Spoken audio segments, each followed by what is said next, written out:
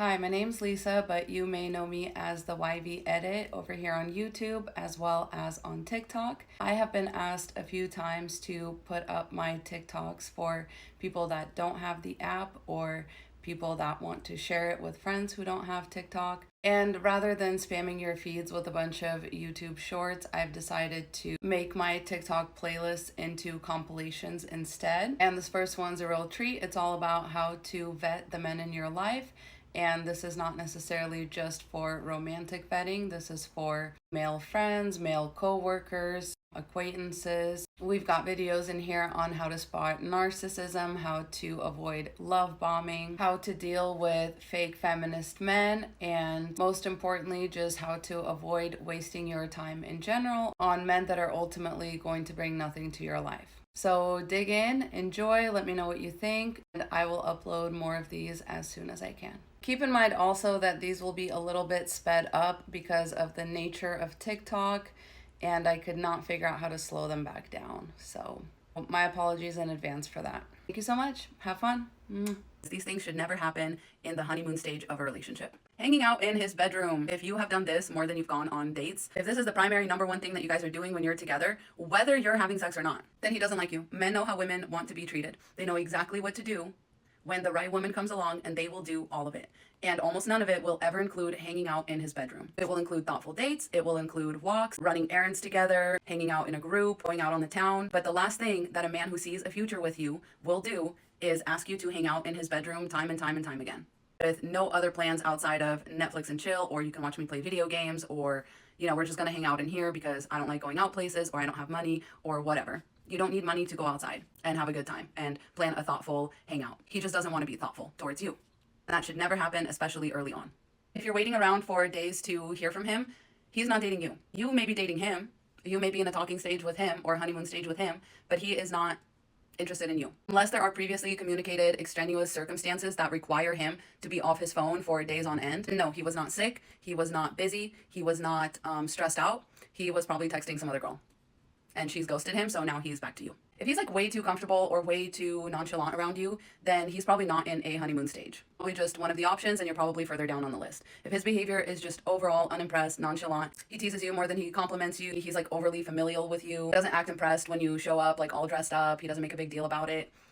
Like, that man is just not, he doesn't have any butterflies in his tummy, I'm sorry, but that's not your man. If it seems like he is not really trying to show you off, kind of is the same as hanging out in his bedroom, but specifically know that he has like friends and a friend group that he consistently hangs out with, but he's never brought you around. He's introduced other girlfriends to his parents in the first few weeks or months, and he hasn't done that with you. He is always like trying to go like an unpopulated place to take you on a date, or he's trying to drive out to the edge of town or something like that. He might be in a relationship. Like, if he's really trying to sort of isolate the two of you in like a bubble, and he isolates his like phone time with you, he isolates the time that he spends with you, not a good sign. He typically has something to hide. I'm not saying he needs to be invited to like the big family Thanksgiving 2 weeks in. I'm saying that if it seems like he's trying to isolate you and not be seen by other people when he's with you, that's probably what's happening. And you can probably think of several reasons why it's happening. But it's either that he's embarrassed to be seen with you, or that he has somebody else that he doesn't want seeing him with you. If there's in general little to no effort, that man is not in a honeymoon stage with you. He is figuring out a way to let you go, or he will just continue to passively string you along and get his needs met. But he is not going to all of a sudden start putting in more effort once the honeymoon or talking stage is over. This is really the time when, if a man is serious about you, he's probably going to put in the most effort. He's going to go out of his way to seem thoughtful. He's going to go out of his way to seem like he has money to take you places, like he is interesting and adventurous, like he is a suitable mate for you to be with long term. Do not be fooled. Men know what women like. We've all been shown the same type of media. Men are not confused. Men do not think that women like nonchalant, unimpressed men who don't make an effort, especially healthy women who know their worth. They're not going to accept that. Even if some women really do like a nonchalant jerk asshole, that's not the woman that a guy wants to end up with long term. He wants to end up with a woman who is truly impressed with him, who is truly obsessed with him, who is truly thinks he's a prize. Because the woman that he's going to end up with is going to be his prize. When men look to settle down, it's always with their dream girl. It's not going to be with someone that they change their mind for. It's not going to be with somebody that they have had to learn to love, or learn to treat well, or learn to respect. Any of this is happening early on, it's only downhill from here. It is not going to suddenly get better. That I can promise you. End it when you see one of these things, and move on to the next. If a guy's not interested in you, if a guy's not making an effort for you, then that is not your dream guy. Do not worry about being anyone's dream girl. Find your dream guy. The one that treats you how you want to be treated. Do not wait around for somebody to get their shit together. Because if they were ever going to do that, it would have been right in the beginning. Godspeed. Mwah. I'm feeling a little salty today, like a little spicy, so let's talk some shit. This is for the girls that are looking to partner up with a man long term, like a marriage. And I know that red flags, especially men's red flags, get talked about a lot on this app. So that's why I've come up with some weird, like really, really subtle ones that most men will feel quite comfortable presenting to you right at the outset of a relationship, a friendship, a partnership. It's also important to note that this doesn't just apply to like heterosexual relationships. I think this should apply to friendships. This should apply to any time that you're sort of looking to do like a business venture with a man or looking to tie yourself in any way, financially, situationally, geographically, in any way to a man. You have to watch out for these red flags.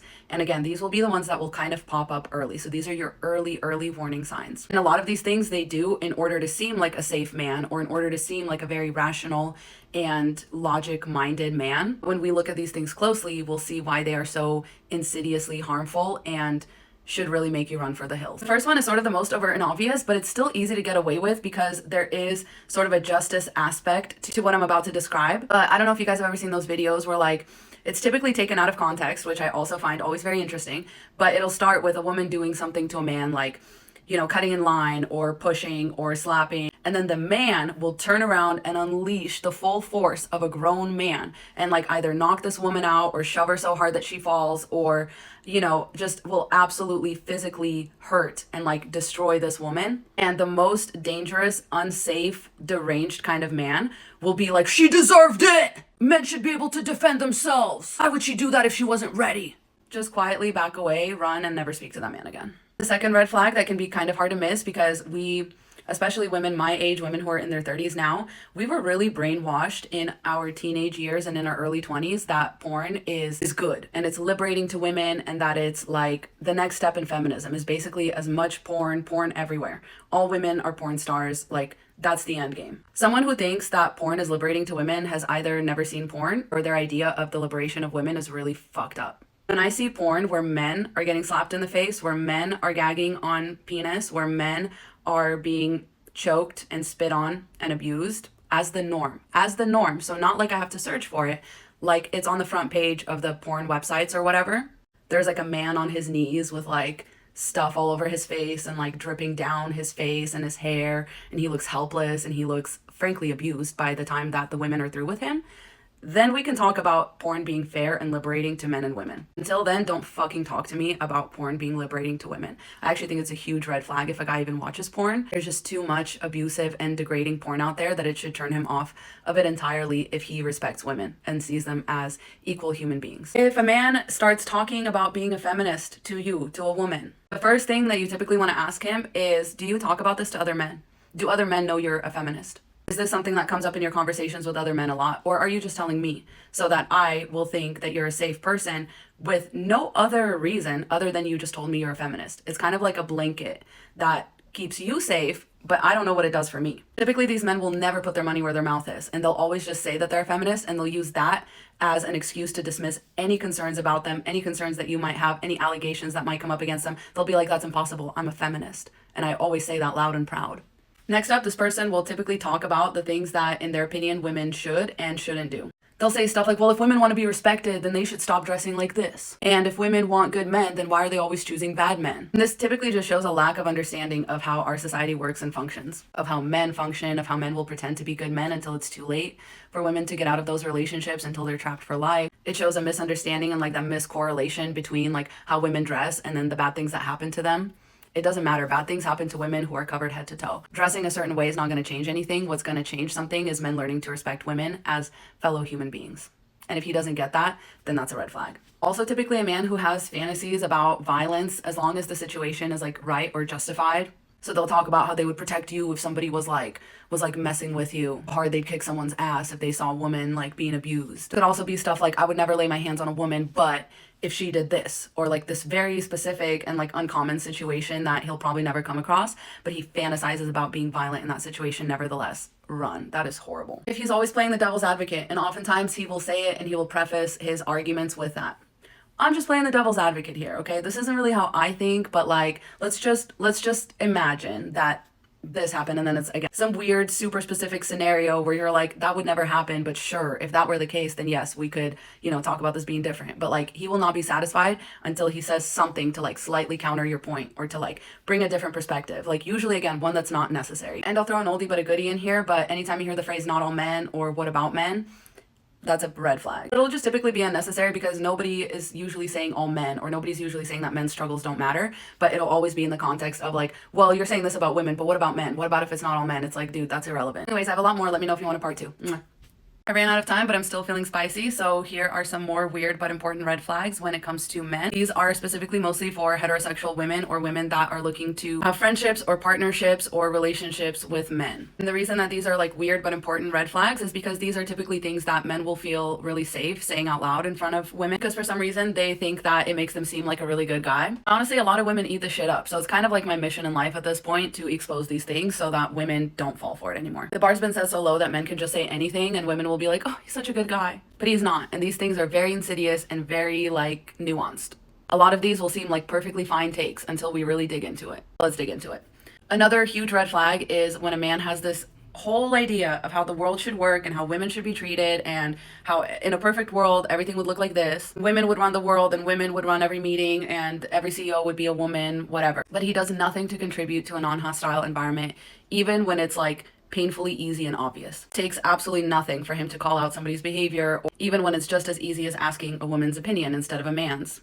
Or if he's in charge, even if it's just as easy as promoting a woman instead of a man, he won't do it. And there's always some reason, but most of that reason is he doesn't want to stick out like a sore thumb in a room full of men by creating a non-hostile environment for women, because a hostile environment for women is typically subtext. In a lot of workplaces, in a lot of situations, especially the higher up you get in a workplace, women are just expected to know their place, and it's supposed to be subtext. A man who's okay with that status quo, who never questions it, who never challenges it, who never goes out of his way to change it, he's not a man that you want to be around. He's not a man that you want to trust with your life, with your business, with anything, even with a friendship, because he'll use you and then throw you under the bus. When everything about women's issues and the current inequality that we face comes back to fairness and 50-50. He'll typically understand equality really well, but he won't understand equity really well. But when you'll be talking about how unfairly women are treated in the workplace, or how for a woman having a child typically takes them out of the workplace entirely and halts their career and stuff like that, he'll be like, well, that wouldn't be fair, because like if a man just decided to leave work for a few years, like, that's the place he would start back at the beginning. Like, that's just fair. That's how the world works. And oftentimes it's like, oh my God, well, if we could just decide which one of us would gestate, carry, and birth the baby, that would be fair too, wouldn't it? But we don't have that choice. Or for example, 50% of that somehow fell on the men. Like if men didn't just get to do the fun part and then be like, okay, you go ahead and have this baby and I'll go back to work and, I guess you'll just stay home and play with the baby. It's like, dude, if we could somehow split that whole thing 50-50, I'm sure women wouldn't mind, and I'm sure women would be very eager to go back to work and take the same 50% of like accommodations that were given to the men who are also gestating, carrying, and birthing 50% of the children. But that's not how the world works, and so that's not fair. That's not fair. But he doesn't think about that. He only thinks about how it wouldn't be fair to the men. He fails to consider that the world is already unfair to women. Another thing that he'll typically do is, while he won't use his male privilege for good, he will definitely use it whenever it's time to ignore or dismiss a woman's concern. He'll use it when it's time to intimidate a woman so that she doesn't speak up about him. He'll use it to buddy up to the male superior and talk shit about a woman before she gets the chance to accuse him of anything. And then she seems crazy because it's like, no, I know the guy. He's great. He could never do that. They're actually very calculated in how they wield and use their male privilege. So every time that they don't use it for good, that's a red flag, because they know how to use it. That's for damn sure. And they know exactly when it's going to come in handy, and they know exactly who to befriend, and they know exactly who to turn against when it's time. And if they're not doing that, they're doing something worse, which is thinking or saying that they don't have male privilege, or in some way acting like they're exempt from like the criticism that men are facing because they are somehow different, because they have daughters, because they're married, because they're a feminist, whatever. They're always exempt. They're like, no, I'm not like that. I don't really have male privilege. Like, guys don't really fuck with me like that. Like, once again, you absolutely do, and you would know exactly how to use it if you really needed to. This one's also interesting and like kind of hard to counter, but again, you don't actually have to like counter any of these or like have a clever response to any of these. The only thing you need to do in these situations, like when these red flags pop up, is just shut the fuck up and like never talk to that man again. Just like leave, pack up your bags, turn in your resignation, say your goodbyes, go no contact, whatever it is. You just need to leave. There's actually nothing you can do to change these behaviors or opinions, really. If he changes, then that's great. It's not your job. But a lot of times by sticking around and trying to change him, you're just going to put yourself in more danger and in a lot more of a disadvantage. because you could leave and find a better situation. Next one's also like a little interesting, a little subtle, but if you find yourself always having to defend like a general position against a very specific whataboutism. If you say something general like, wow, this is like really unfair to women. Like the current standards or the current like status quo is really unfair to women. And he's like, yeah, but what about the men that get baby trapped or the men that have to pay child support even though they didn't want a kid, like blah, blah, blah. Instead of just taking something that you say at like face value and being like, oh, wow, yeah, I haven't really thought about that. That is really unfair. And we should work on changing that. He will try to find something to where it's like, no, like women are not all like, you know, cute and innocent and like everything's so unfair. What about these women? What about the women that do this? And it's like, okay, the 3 women that have done that are wrong. Are you happy now? And they're like, well, yeah, but I just think that's why like we shouldn't be so general in our statements. And it's like, dude, you don't get it. This next one is so gross and it like makes me so mad. But frankly, a lot of men will say that they're feminist, want to be part of the feminist movement, will show up to like protests and stuff like that with an ulterior motive. That motive typically is to sort of control the movement, or at least to like know what's going on so that they can stay like ahead of the game a little bit, so that they can still say the right things, so they can still do the right things. And then if the time comes and they really need to like nix something, they want to earn that trust in the feminist community and then start to gaslight and control women from the inside. And that's why I always say be wary of men who call themselves feminists. A man should not call himself a feminist. I'm so sorry. You'll know by his actions. You're not ever going to know by his words, but you will know by his actions. This one too can be sort of misunderstood as like coming from a good place or like being eager or whatever, but it's not. It's actually very calculated and very well thought through. Someone who feels comfortable like arguing with you about your lived experiences, but at the same time thinks that he knows what's best for women based on his lived experiences or based on the lived experiences of women that he knows, and he tries to like counteract your lived experiences with other women's or with his own. A red flag. You should be able to hold nuance, especially when it comes to something so complicated as like feminism and women's issues. There's a lot of gray area. And last but not least, he talks about how women are better than men. This is dangerous because it dehumanizes women and also puts them on like a pedestal that they didn't ask to be on. Okay, I have more if you want. Why, yes, I do. And these are questions that I've used in my experience. The reason that you're seeing so little text behind me is because no one's ever made it past these 3 questions. Because these are the 3 most common things that they're hoping you will overlook in that initial love bombing and trapping stage. That will then be followed up with cycles of abuse. So again, these depend on the situation, but if he's love bombing you in a way where he's telling you guys have a special connection and he's never met anybody like you and he wants to marry you and you guys are soulmates and twin flames and all this crap, ask him, why? Why do you feel such a strong connection to me? What is it about me specifically that draws you in so strongly? Chances are he hasn't probably even asked you anything about yourself yet, so he won't be able to answer this question. And he'll probably ghost you after that. It got to a point with me where, you know, when guys were like laying it on that thick, I would be like, really? Because I feel like I barely know you. Where are you getting all this connection stuff from? What's my favorite color? What's my mom's name? When was I born? What do I do for work? What are my hopes and dreams? Do you know any of that stuff? No? Then you're making it up. Then there's no connection. Of course, they're going to ghost you after that because you see right through it. The next one is, and oftentimes they'll bring up a crazy ex in order to get ahead of allegations or future problems, or in order to right away position you defensively or position you like, well, I'm not going to be crazy like your ex. Really dig into why it ended and like why was this person, you know, so crazy? You know, another good question to ask is, what do you think your part was in that? Oftentimes I'll act really shocked. Like, what do you mean? What was my part? They were crazy. It's like, well, no. What was your part? What did you do? Were you inconsistent? Did you lie at any point? Were you ever unfaithful to them? Because that all informs a person's behavior. A person's behavior is very rarely like crazy right off the bat. And if it's not that, you might have really poor judgment. If like more than one of your previous relationships has ended in some sort of like psychodrama, then maybe you have poor judgment. And maybe I don't want to be with somebody who has poor judgment. So can you explain to me like where is your responsibility in that? And they oftentimes won't be able to, and oftentimes they'll ghost you right after that question. What you're looking for is somebody, when you ask them about their previous relationships, they can not only speak well of those people, but they can admit that sometimes things just don't work out. They can admit if it was their fault. They can be still gracious to the other person, even if it was something that they did. They can be like, well, you know, I thought that they were mature in this way, but it turns out they weren't, and that's okay. We parted ways. It just didn't work out. And then lastly, this is kind of an underrated one, but ask them about their parents, their siblings, and their friends. If you sense a lot of tension, if you sense a lot of like bitterness, or if there's like a lot of blame placed on like their parents, their siblings, or their friends, like everyone sucks and everyone always leaves me and everyone always abandons me and I don't talk to my parents and I don't talk to my siblings and, you know, I don't have any friends, and or if their friends seem like completely over the top or really unstable people, know that people are usually the company they keep. And so they're probably just putting on a good front for you. If their friends seem crazy or over the top or like they have bad judgment and like this person finds that kind of stuff really funny, then that's who abusers like to hang out with. They like to hang out with other extremely unstable people with poor judgment and poor impulse control. If the person that you're thinking about dating has a lot of friends like that, then I would steer clear.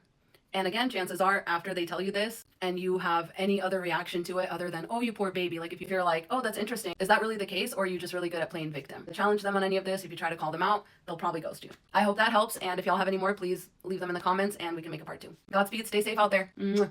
Absolutely. Love bombing and abuse follows both a timeline and a pattern. So this is a great question and we can definitely take a look at it. And I still don't think anybody has like really put words to this phenomenon better than Dennis from It's Always Sunny in Philadelphia. He literally describes it as, this is my foolproof system of how to get a girl obsessed with you. And then he literally goes on to describe a several step process of how to systematically, emotionally abuse a woman. And it's the same exact process that every love bomber uses. So let's break it down. And there's a reason why love bombing is the very first step in this timeline. And this part might be hard to hear, but only the people with the most extreme need for validation will accept love bombing in the early stages of a relationship. And when you have an extreme need for validation, that means you also have an infinite potential to be abused and manipulated. There's 2 reasons why the love bombing phase happens right at the beginning. Firstly, the relationship needs to move quickly. In order for this to work, everything needs to feel like a whirlwind in the beginning. So the first 1 to 7 days, like the first week or 2 or 3, however long it takes until he really feels safe, like he's really, really impressed you, he is going to be demonstrating his value. So that's the D in the Dennis system. He's going to demonstrate his value, aka he's going to love bomb you. And what do men think is valuable to women? It's commitment. So he's talking about how he's in love with you. He's talking about how he sees no other girls, he wants to marry you and be with you forever. He already knows you're his soulmate. He may be talking about future kids, future pets, like all sorts of that he can't really prove to you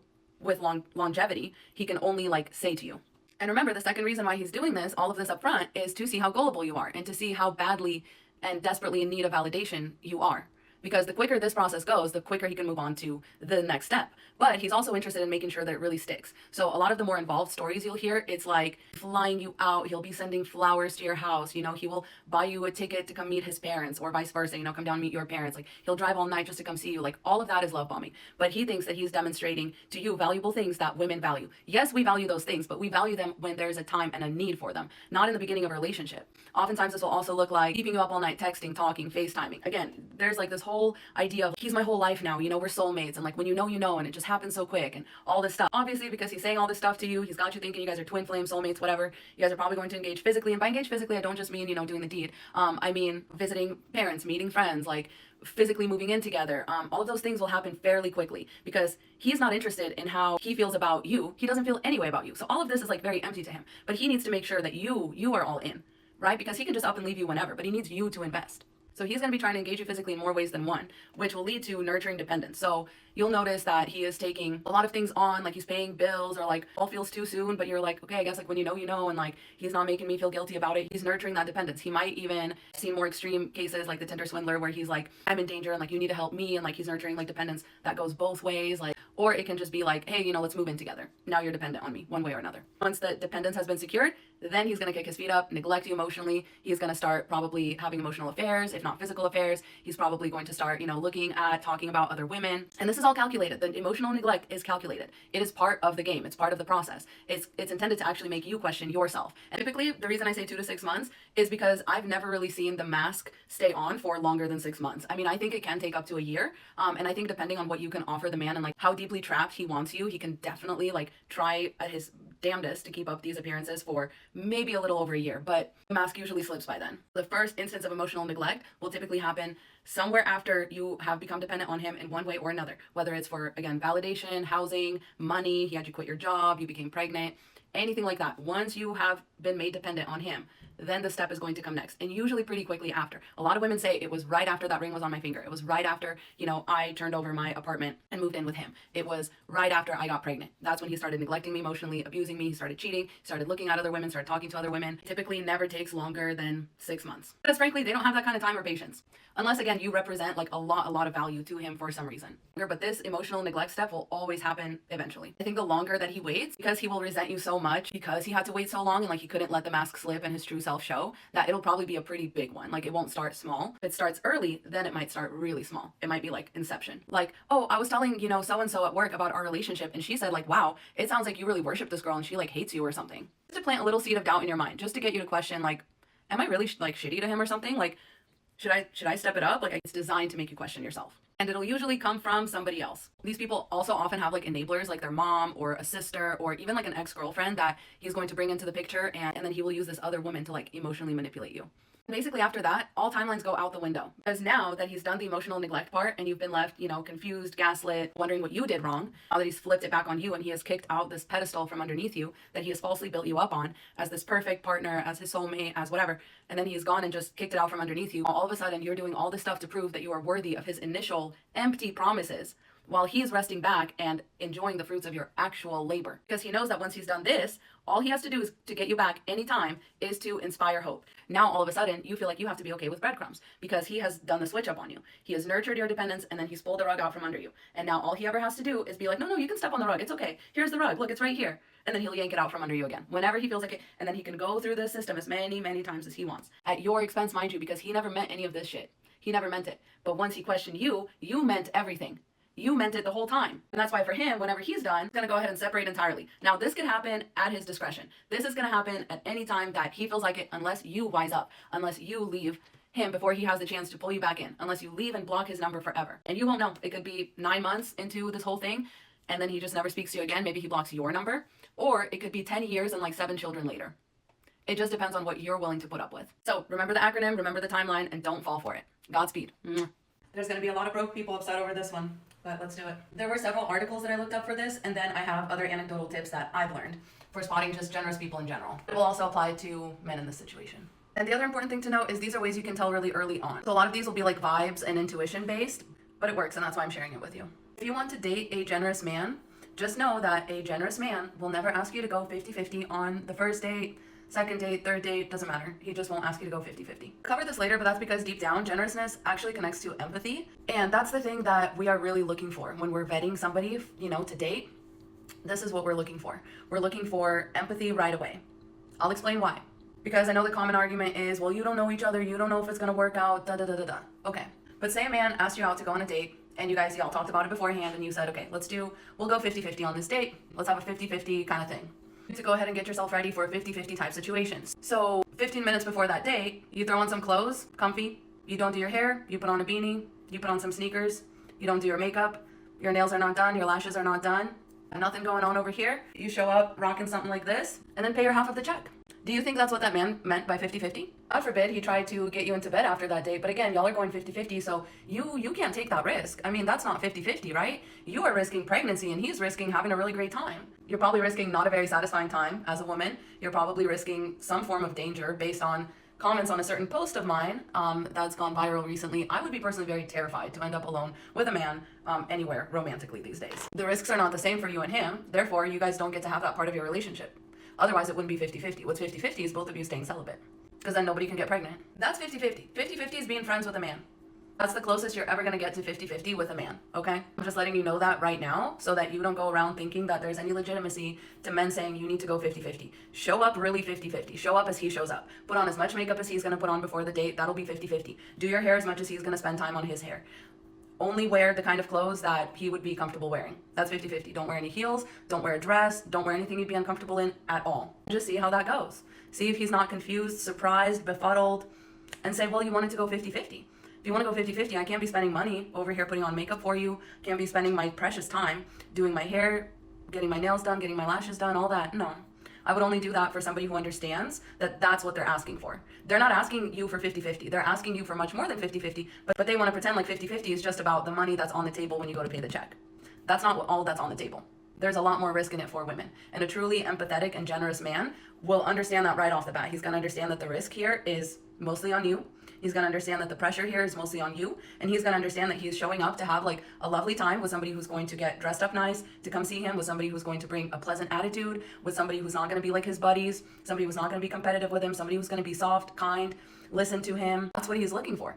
He's not looking for a 50-50. To me, this shows actually just a very basic courtesy. Like, this isn't even the hallmark of someone who's necessarily going to be like generous towards you with everything else. But like the number one sign of a selfish, stingy, greedy man is that he will want to do 50-50 on a first date with a woman that he expects to put in way more effort than him and that he expects to take on way more of a risk than him. So that's how you're going to know right away that you don't even need to check for any of these other things. Okay, the next hot tip actually came from a website, like an article that I found. But as soon as I saw it, I was like, that's so true. I just didn't think of it myself. Typically, people who are generous, because again, it's connected to empathy, look for somebody that follows up. Regardless of how the date went, regardless of if y'all ever want to see each other again, just look for somebody who follows up, says they had a nice time or whatever, or, says they didn't have a nice time and they don't want to see you again. But it's the follow-up that's important, and the follow-up being kind, polite, respectful, and most of all, again, respectful of your time, because, whether they're looking to follow it up with more time together or not, it still just shows like a really good and conscientious person and someone who's just not going to leave you like hanging. I think it just goes to show that that person values their own time, therefore they value your time, and therefore they want to be generous with their feedback, they want to be generous with the truth, and if they do see it working out, then again, they'll want to be generous with their time, they'll want to be generous with letting you know how much they enjoyed you, how much they are looking forward to seeing you next. Like, either way, I think a follow-up shows a good character. As a rule, generous people are not just generous with their money, which is why like none of this is really about money. All of this is really about like understanding and like how people see the world and like what comes first for them, like what do they lead with. So we're thinking bigger than just money. So again, this is just the first couple dates kind of material, but watch how they talk about spending their time, who they spend time with. Does there always need to be like a reward or something involved? Does there always need to be like some selfish motive involved in how they choose to spend their time? Or do they spend their time like helping out family members, like helping friends, like move even, like things like that. Just watch for like little hints that they are generous with more than just money, that they're generous with their time, that they're generous with compliments, that they're generous with advice even. There's a lot a person can do without leading with money in order to be generous. Money is not the only thing that you need in order to be generous. Okay, I've already mentioned this point a few times, but at the heart of generosity really lies empathy. Do they show basic empathy? Like when somebody gets hurt, do they laugh or do they act concerned? If, somebody needs help, do they at least like check around and like try to make a move to help or see if somebody else is helping, or at least act concerned in any way, shape, or form for somebody who's struggling? That's going to be another great indicator of how generous a person is. This was another one I found online, and again just immediately thought about it and was like, yeah, that's brilliant, because the most generous people I know are definitely the most open-minded, flexible. Like they are not set in their own ways, they are not set on any certain thing to like make their night or make them happy. They typically can just go along with the flow without feeling like bitter or anything like that about it. As long as other people are having a good time, they're having a good time. They don't really care how the night goes or like what specific place or the specific like sequence of events or how things turn out. As long as everybody has a good time, as long as everybody feels safe and fun and happy, then typically a generous person will be happy. They'll be happy to be open-minded. They'll be happy to adjust their plans for another person if it really comes down to it. I'm not saying they have to be a pushover. I'm just saying someone that is okay to go with the flow, open to other ideas. They're just typically going to be more mature and more adaptable to change, which is what you're looking for in a partner anyway. Like your partner should be open-minded and flexible. Life happens, things happen. It's very important to have somebody who is not just like stuck in their ways and unwilling to change or consider a different perspective. This goes for men, women, like definitely bet your friends with this too. But having a grateful mindset, having a silver lining kind of mindset, having a like character development kind of mindset where it's like, well, I'm grateful for this. Maybe it was just for character development, but I'm still glad it happened. I'm glad I went through it. I've learned so much. Also just someone who can find joy in the little things. Like, for example, if you get like a really good table at the restaurant that you guys go to and he's like excited about it and is grateful for it. Like that's really cool. I think a lot of men try to downplay their gratefulness and their excitement and their joy. I think it shows a lot more than just generosity. When a man is like openly able to be grateful or openly able to be happy, giddy, excited, I think it shows a lot more than just generosity, but it's also going to be, again, a pretty good indicator that they are generous and that they want to take care of the people that they love. Last but not least, we are looking for somebody thoughtful. We're looking for somebody who can give a genuine compliment that is not having to do with your body or your looks, or a compliment in terms of effort that went into your look, or noticing something about it specifically that speaks to them, or complimenting you on something that you know a lot about, complimenting the way that you think, or compliment certain ideals that you have for yourself, certain goals that you have for yourself. We're looking for someone who's going to be more thoughtful than just you look hot or wow, you have a great body. We already know all that stuff. We know we look good. So we're looking for a compliment that's a little bit more genuine, a little bit more out of the box, because again, we're looking for a generous man. A generous man is going to act out of his empathy, is going to act out of how he relates to you. He's going to do his best not to make you feel uncomfortable or over-sexualized or, like a piece of meat that he just showed up to look at. He's going to be a little bit more thoughtful than that. And you may be wondering, why do I need a generous man? If he can provide 50-50, I'm okay with that. I can deal, I don't need money, I don't need thoughtfulness, I don't need time, I don't need anything. Okay, but in that case, do not be nice to them. Do not be generous towards them at all. In that case, you may have found your match, but careful, because when you're with someone generous, they tend to be happy if you're generous back to them.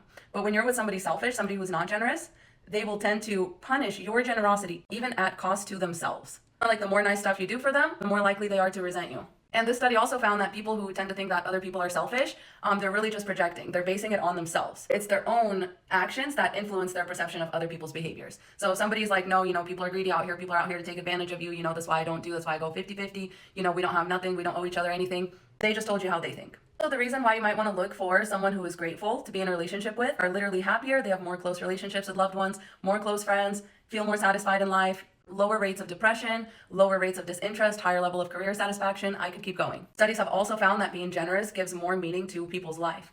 So it makes a lot of sense to want to find somebody who is generous in general, not just with money, but also with their time, with their resources, with their knowledge, with their talents. The unfortunate thing is that only half of our society is socialized to actually act that way. Meanwhile, the other half is, I know, going to be down here in the comments complaining about everything that I just said. But this page is not for them. This page is for women. The goal of this page is to improve outcomes for women in general and help us to start reframing our thinking. So please don't pay attention to the shit that men say down here in the comments. If you want to wrestle a pig, you're going to get dirty and all that. Just don't get into it, okay? Just know that generous men are out there. And if he's not generous, then you don't want him. It's that simple. Like, don't spend time arguing with men who don't think that generosity is important. They're not for you and you're not for them. And if you yourself are a generous person, then you don't want someone who's just going to punish you for being the way that you are, for being who you are. Stay safe out there. Godspeed. We've talked about how to spot a generous man, so let's talk about his counterpart, the selfish man. If you see any of these signs, just know that this man most likely does not care for you, does not like you, and does not see a future with you.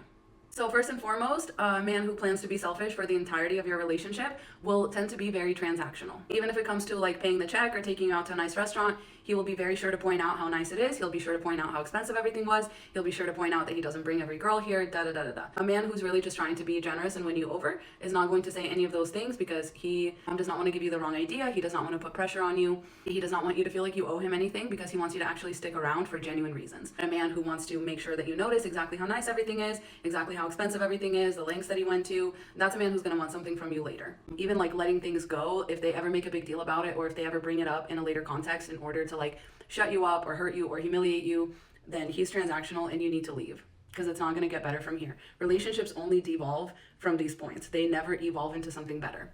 And you can ask women that have had experiences with this. It never gets better. It only gets worse. Next, you're going to know a man is really selfish if he ever tries to manipulate you. So, doing grand gestures at first, or like, they're going to do all this stuff for you in the future, like painting this whole big picture with their words, but never doing anything with their actions, and then using that to manipulate you.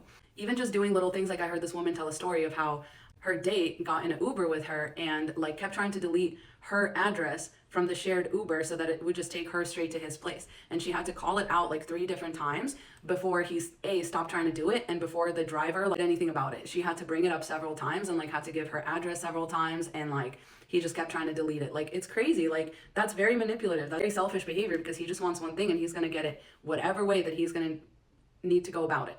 And also include like trying to make you feel bad for them, when you don't want to do something or you don't want to be somewhere, just going against your boundaries. If you said you need to get home early, but they keep pestering you for drinks and for dancing or whatever, that's another just first date story that I heard here on TikTok. And he just kept manipulating her and like refusing to stop until she just gave in. So can you imagine how that man would be if they ever were in a situation where they were alone upstairs at his apartment or something? Like, I can't imagine. Like, that's why I'm saying it only devolves from there. Like, if they're okay with doing this kind of stuff, like right on the outset, it's only going to devolve. Like, that man is never going to treat you any better than they did right in the beginning. That's a hard and fast rule. The last one here is that they will only do the bare minimum. So whatever their tax bracket allows them to do effortlessly. This might be a man that will pay the bill or send a car to pick you up or send an Uber to take you home or whatever. But that could just be because he has extra money and he just feels like throwing it around. If it ever comes time for you to need emotional support, if it ever comes time for you to need like a pair of hands, to do something like put together furniture or help somebody move, or like even if your friends need help moving, a selfish man will never offer to help. A selfish man will have every excuse of why he can't do the thing that actually takes effort, of why he can only do the booty calls at 2 a.m., why this whole thing needs to like stay a situationship. They'll manipulate you when it comes time to, promise you the world and all that. But in reality, they won't want to commit. They won't want to like post you on Instagram. They won't want to, bring you around to their friends. They won't want to bring you around to their parents. They'll only want to get away with doing the bare minimum, like showing up to your house just to, mess around, having you show up to their house just to mess around, and it never goes anywhere serious. And if you stay with that man, is that you're only going to get the bare minimum for the rest of your life because that's what you've settled for over and over and over again. So don't be fooled that once you get married or once he comes into money, he's going to treat you any differently. He's not. He will only ever do the bare minimum of what doesn't, hurt him to do, of what doesn't require effort, of what doesn't require sacrifice. And that's going to be the rest of your life. So be safe out there and watch out for men who are selfish and who will always put themselves first, because you deserve better than that, and they would do that for the right woman. So don't ever feel bad asking for more. And don't ever feel bad raising your standards really high, because men also have really high dating standards. They're just a lot more willing to hang around doing the bare minimum because the risks in that are very low for them. They don't ever have to worry about getting pregnant and raising somebody else's baby while they just run off and forget about them and refuse to pay child support. They don't really have to worry about that. That rarely happens to men. And the worst part about it too is that selfish men will do this thing because we've all been conditioned by society to view women's labor and women's emotional contributions to relationships as invisible. And so they'll never view that as part of the transactional nature of your relationship. They will say that you wanted to do those things, so you did them. Nobody made you cook, nobody made you clean, none of that was really value. They'll treat everything that you do as optional and everything that they did as well, where's my cookie for doing that? You'll never really be on even ground with them either, because they won't acknowledge most of what you do. They will just say that you didn't have to do it. It's well, you didn't have to do the things that you did either, sir, but for some reason I'm liable for that. I'm responsible for that. I owe you for that. But everything I did, I just shouldn't have done it. It's very interesting. And again, it will be only these selfish men. Men that are generous, they'll never sit there and try and figure out what contributions should match for what. They realize everything that you're bringing to their life, they're just doing, whatever they can on their side in order to make your life better as well. That's really the transaction that's going on. It's even for their dream girls, men are still transactional, except for they just value the things that she brings a lot more. So the transactions become a lot more valuable. And all of a sudden now they can see all the invisible labor that she's doing. They appreciate her. They love the touch that she brings to their home, whereas in a past girlfriend it annoyed them and they told her, well, you didn't have to do it. The person that they actually like, they'll be very appreciative of everything that she does. All of a sudden it'll be really easy to notice, and all of a sudden it'll be really easy for him to do it back. And it will only be because he's going to start seeing her labor as valuable, and it's still going to be transactional, because that's just how men are raised. That's how they're not taught to do anything unconditionally. And even if you're with a man that treats you well, it's because he perceives your value to be really high. He doesn't want to lose you. Not unconditional like women, who stay with their husbands when they're sick, when they're dying of cancer and all that. Men will just dip out on you, by the way, when that happens to you. And that's why it's extra important to not get with a selfish man. He'll likely be really quick to leave as soon as things get hard. Probably even before they get to the cancer or hospice point where most men leave. It'll probably be even before that. It'll probably be, as soon as you have his child and you become a boring mom, he's going to go out looking for somebody else. Because again, he won't view your labor in the home, he won't view your motherhood as a transaction. He's just going to view it as something you get to do, and as something that, he provides for you to be able to do. Stay safe out there. Godspeed. This may be a very controversial take or opinion or whatever, but I don't think that men should call themselves feminists. And as a woman, I think you need to be wary of men like that, because there's usually no reason to bring this up. But if for some reason a man starts to casually bring up how much of a feminist he is around you, here's some questions that you can ask him. And I think his answers to these questions will sort of explain why I'm so against men calling themselves feminists. The list. My first question is, do other men know you're a feminist? Or do you mostly tell this to other women? And why? Do you often say in a room full of men that you're a feminist so that they know not to talk like they do about women behind closed doors, so that they know not to throw women under the bus in front of you, or else you might do something about it? Being a feminist means demanding equal rights for women. And a lot of men call themselves feminists and will never even come close to demanding equal rights for women, even when they are fully in the position to do so. They're doing something really simple, like telling other men that they're a feminist. They won't do that. They'll most often just tell that to the women around them. Why? Since men love to do this to women, go ahead and ask them who's their favorite feminist thinker, author. Ask him to name 5 feminist women leaders. Ask him what's his favorite quote by a feminist author. Ask him how many feminist rallies he's been to. Ask to see pictures of his picket signs. Just ask, because they do that to us. Anytime a woman says she's into video games or some other male-coded interest, it's well, name 5 baseball players if you're so into baseball. Well, Star Wars is your favorite franchise, name every extra in the movie. Chill. But again, if men want to be part of feminist things, feel free to grill them. Because it's important. It's important that you know what you're supporting. It's important that you know the literature. In this case, it's actually important because it's not a hobby. It's it's women's rights that we're talking about. So it's really important that men who lump themselves in with all that know what the fuck they're talking about and who they're listening to. Because oftentimes they'll be, I'm a feminist. I haven't read any literature. I don't know who Bell Hooks is. Okay, then you're not a feminist. I don't know what to tell you. Another good question is oh, you're a feminist. That's great. What are the biggest issues that you see women facing today? And what do you think we can do about it? It'll just show you if he's even thought about it at all. And then the kind of issue that he chooses to focus on will also tell you a lot. A lot of times it'll be women are just not sexually liberated enough. You know what I mean? We need more porn. We need porn to be everywhere. We need women to be more sexually liberated. It's that's not feminism. If that's the only reason as a man that you're in the movement, please back up out of the movement. We got it. We got it. The last question is just why do you call yourself a feminist? Especially, again, if it's just to me, if it's just to a woman, and for some reason you're kind of dropping in that you're a feminist. Why? Why do you do that? It's why are you telling me? If you know what to do, just act like it. You don't need to tell me because that just feels like something more to protect you than it is me, right? As a woman, when a man starts telling me about how big of a feminist he is, I'm like, what fucked up thing are you going to do that I'm going to come to you later about? And you're going to be like, I couldn't have possibly done that because I'm a feminist. That's all I think about, because that's what's happened to me. Just in case you ever feel like really safe around a man who name drops feminism a lot, don't get too comfortable. Don't get too comfortable. Godspeed. Stay safe out there. Mwah.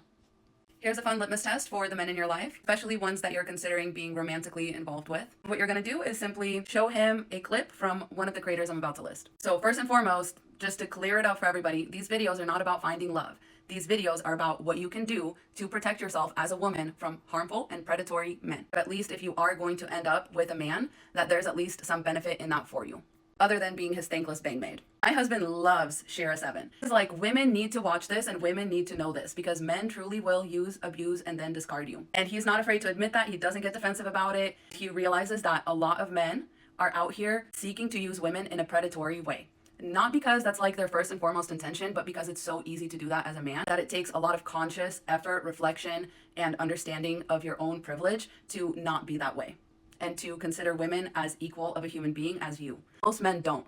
Therefore, it's okay if you want to do this as a woman. Either way, nobody's getting treated like a human being. It might as well be both of you and not just one of you. If you're really brave, show him Princella the Queen Maker. She exposes men and reads men for filth every single day, especially men who are into the whole alpha male, men are leaders, men are better than women kind of mentality. She flips absolutely everything around on its head. And again, do I agree with her like objectively? No. But I agree with her in principle, and I agree with her that these standards need to be examined by flipping them upside down on their head. And by raising the questions that she's raising, by raising the concerns that she's raising, by pointing out the things that she's pointing out. They may not be all objectively true, but they are helpful in looking at the situation.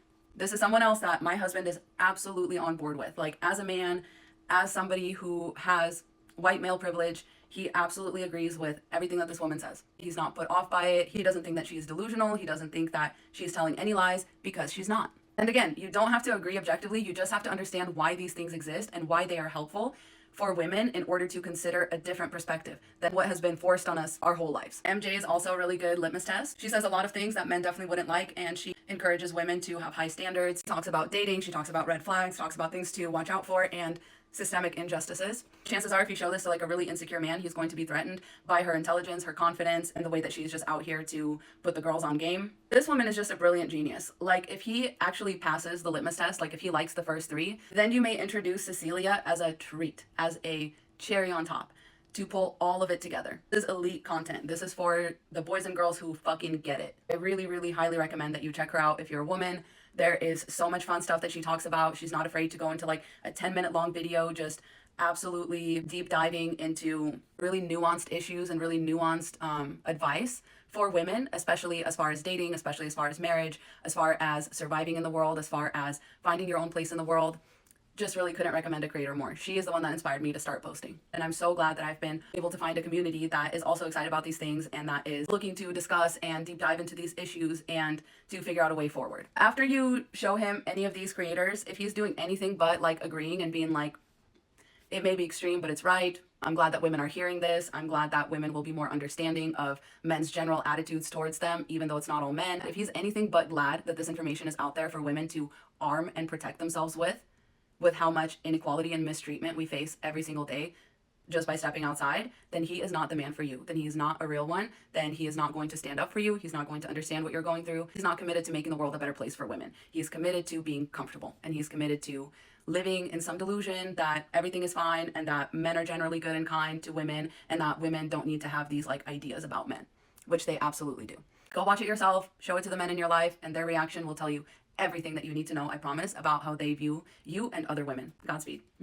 This comes up on almost every video that I make, so let's talk about it. Anytime I make a list of green flags or what to look for in a good partner, if you're a woman, because remember again, my page is specifically for women. I'm not talking to men. I don't have the lived experience of a man. I'm not interested in like debating them about anything, so I'm talking to women. Anytime, I say a kind man will do this, a generous man will do this, I always get a comment like this, well-intentioned or sometimes they're ill-intentioned, but being like, haha, if a guy can do all this and still be a narcissist. And yes, that's the point, is that they absolutely learn how to mimic people, how to mimic good, kind, normal people in in order to lure you in initially. So yes, initially the green flags may all appear to be there. How do I know? I grew up with a narcissist. So anytime I make a list of red flags that abusers are gonna do, I'm actually just taking that narcissist behavior and translating it into a different context. In this case, dating. The reason I'm able to do that is because all narcissists are the same. They literally will all do the same things in the same succession, and at some point they'll get you into a cycle and just repeat it ad nauseum. And every time that you stay, every time you try to work it out, that gives them the confirmation that they should just keep going and go ahead and escalate their behavior. Which is why by the time you get out of a relationship with a narcissist, your nervous system is drained. You typically take years to recover from it.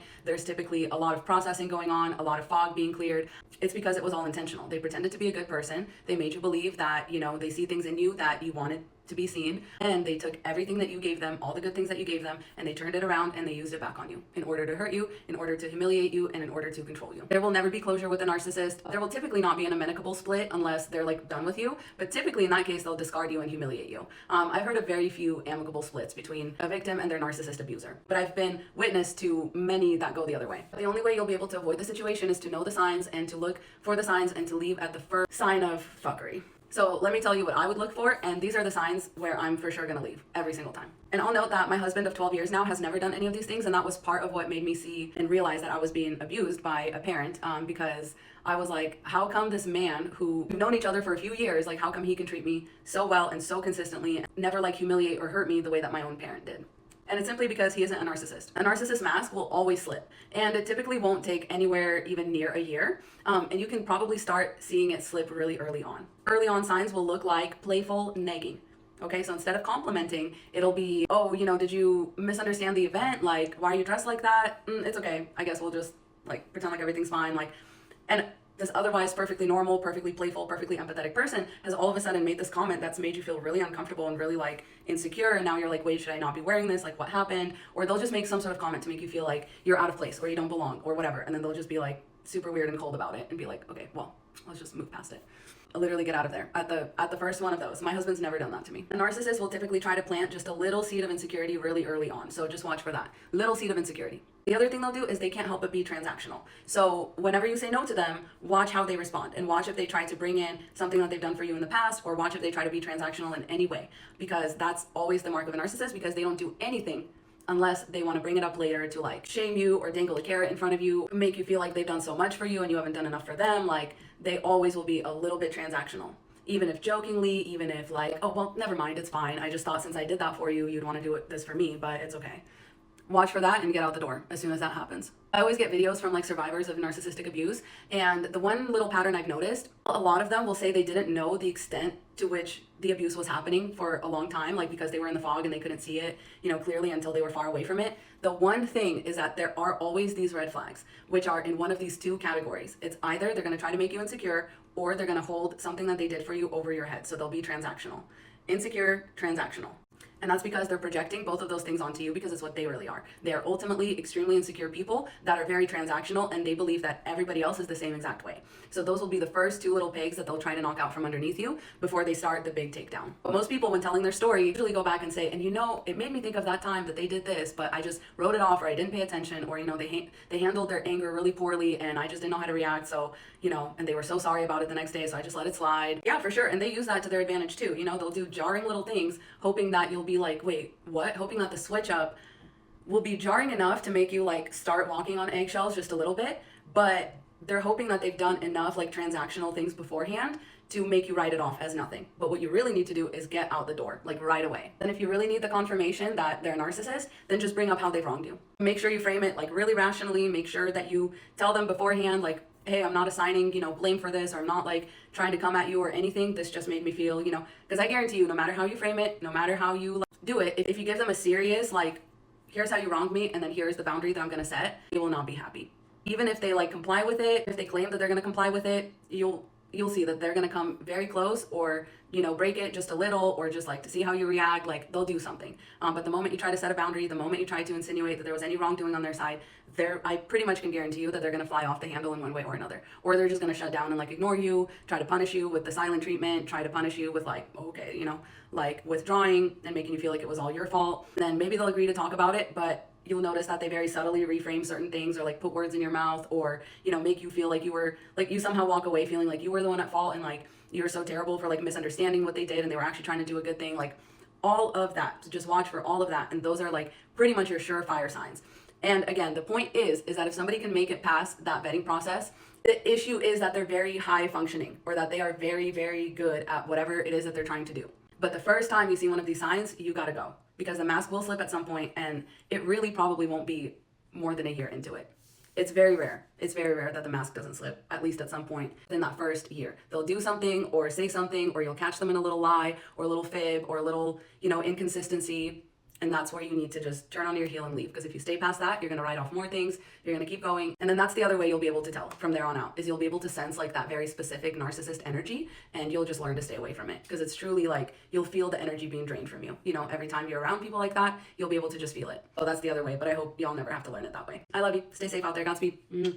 If you've seen my content before, you know that the biggest thing I'm really concerned with is just women protecting their time, their labor, their physical and emotional safety in a world where that is not really anybody else's concern but your own as a woman. My biggest concern is, how is this going to affect you as a woman? Because historically, moving in together and getting married are both benefits to a man, not to a woman. And we're only just now starting to talk about this. And even now, there's still a lot of resistance to these ideas. As far as what I believe about moving in, is personally, I wouldn't do it without the commitment of marriage or some other equivalent legal document of protecting both of your assets and deciding how things are going to be split, especially the housework split, childcare split, what happens in case of like pregnancy. It's fine to like talk about these things, but unless you are going to have some sort of document or some sort of written trail about these things that you can bring to a court, it's all just words.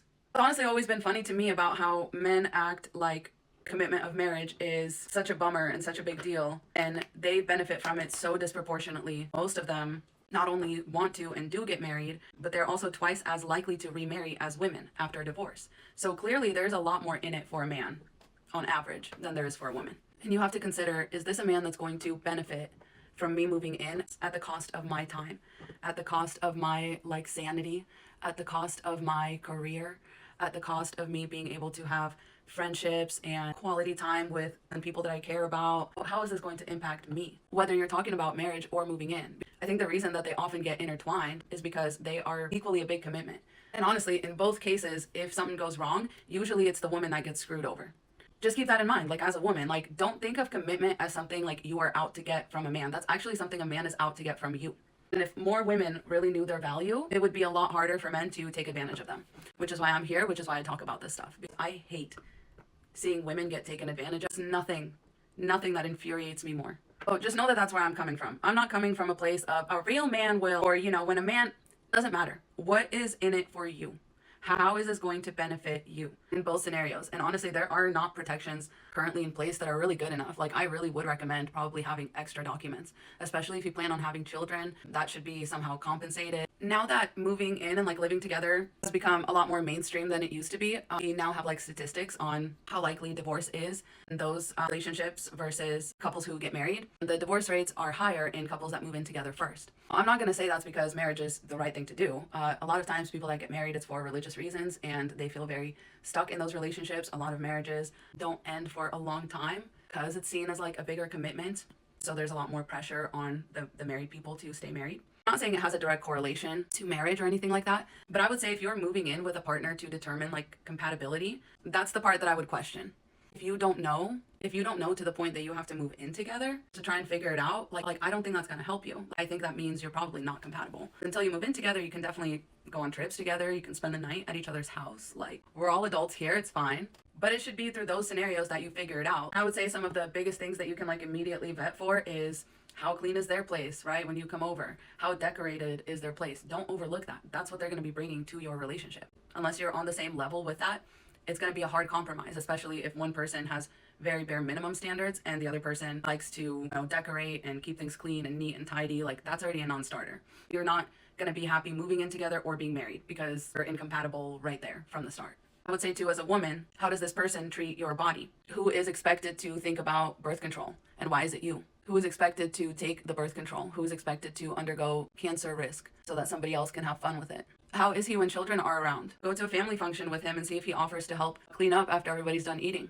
All of these things that typically would constitute a deal breaker down the line, they can all be spotted early. I promise you that. Definitely don't move in with anyone until you've had your first disagreement. How does that go? Do they try to gaslight, nag, blame? Are they unable to have an appropriate emotional response to being confronted? All that stuff is already going to be obvious way before you ever move in with someone or get married to them. You just have to not excuse it. You just have to not look past it. Who are their friends? What kind of company do they keep? And how much influence do those friends have on them? That's another really good question to think about. If somebody is very easily peer pressured, especially by their male friends, that's not your man, that's their man. What kind of things are they willing to slide when they see happen? How do they react when somebody else is in distress that they don't know or care about? What's their reaction to that? What's their sense of humor like? What kind of media do they like? How much time do they spend in virtual reality, playing video games or consuming unhealthy things on the internet? There's a lot of questions that you need to be asking that could save you all the trouble of ever having to move in with someone to figure out if they are a good fit for you. If they don't already have what you're looking for, moving in together is not going to make that stuff magically appear. When you do find the right person, move in with them or don't, marry them or don't. I think honestly it'll be obvious to both of you what is better to do. The only thing is, as a woman, you have to protect yourself legally if you're going to have children with this person. You have to discuss beforehand what the split is going to be, how they're going to make up your lost wages and your lost work experience. If giving birth damages your body in some way, what do they think about that? What's an appropriate response to that? You have to think about all of this when you're dating and vetting somebody. My thing is, just don't give of your time and don't give of your body to a man who ultimately wouldn't care if you live or die. I think a lot of us intrinsically know that if we were to come to most of the men in our lives with some of these things, we would be laughed out of the room. And that's why most of us don't do it. But that should already tell you everything you need to know, right? You already know everything you need to know, and you know that you should be doing this. A man is not that much of a prize to literally ruin your life over. You have to think about yourself. And like I say, the remarriage rate really shows who is getting benefited and who is learning their lesson after 1 or 2 times of being married. Most women are like, I'm not doing that again. Because we've normalized women's labor being expected, being unpaid, and being invisible. That is not something a lot of men want to fuck with. They're like, I don't want to do that. I'm not going to do that. If we have a baby, that's her job. If she wants the house clean, that's her job. No, it's not. It's not your job. You already do that for yourself. It's a basic human skill. So if a man wants to move in with you without that basic human skill, just know that that's going to take away from your time, from your career opportunities. His carelessness is going to start affecting your life. You should not be able to just say, well, you care about that stuff and I don't.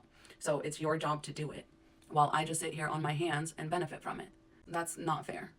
I would hate that for you. A lot of men, it won't take them very long to know whether they want to marry you or not. Moving in together before marriage I don't think it helps them figure anything out. I think when a man really does want to commit to you, he wants people to know. A lot of men don't actually view marriage as a trap unless they're with the wrong woman, in which case they do feel like they're being trapped. Here's the problem. It's because they know they owe you that. For everything that they're taking from you, they owe you marriage. And they're like, oh, she's about to trap me. And it's once again a projection. Anytime a man says something about being trapped, it's actually because he is doing that. He is trapping somebody. Trapping somebody in a relationship, woman moving in with you so you can kick your feet up. You don't have to order takeout anymore. She can just start cooking. You don't have to worry about doing laundry anymore. You don't have to worry about doing dishes anymore. Just like that SNL skit where all your furniture becomes magic. You can leave stuff on the table and then it's just gone the next day. It's crazy. It's like this magic that men can't explain. When they move in with women, it's like their life just gets better. And they never have to do anything at all. Isn't that weird? The way that most men are socialized, they would never view marriage with a woman that they actually like as a trap. They would never need, 5, 7, 10 years to decide. My problem is the only reason we even view men as deciding whether they want to marry someone or not is because they forced it to be that way. This is just your friendly reminder that as a woman, you're the decider. You're the one that they want. And that has never been more true than right now. When everybody's floundering because women are not dating men anymore, women are not getting married, women are buying more houses than men, women are getting more college degrees than men. Yeah, that's because more women have realized if they're going to be competing for resources with men, they can't have those same men sucking them dry of all their resources, all their energy. Because that's what a lot of men do. Moving in together, whether you're getting married. Before you even ask the question, should we move in, should we get married, ask yourself as a woman, what is that going to look like? Is that just going to look like twice the laundry for me, twice the dishes for me, a 3-course dinner for a picky ass, own-ass toddler, a risk of pregnancy, the pressure to be on birth control that increases my risk of cancer and fertility issues, the constant helplessness, the need for attention, the need for validation, the unnecessarily competitive nature, the uncooperative nature that most men bring to the table. You really want that? If that's all that moving in or getting married is going to mean for you, that's what you have to think about. And you have to protect yourself accordingly. Even when things seem to be going well, A lot of people say, oh, prenup, that's not romantic or whatever. A marriage is not romantic either. We just have a big party to celebrate with it so that it feels fun and festive and romantic. There's actually nothing romantic about the fact that you guys are signing your names to a piece of paper. A prenup is the same. So if you need to have a party to make yourself feel better about it, throw a party. Get something signed, especially if you're going to have kids with a man. I love you. Godspeed.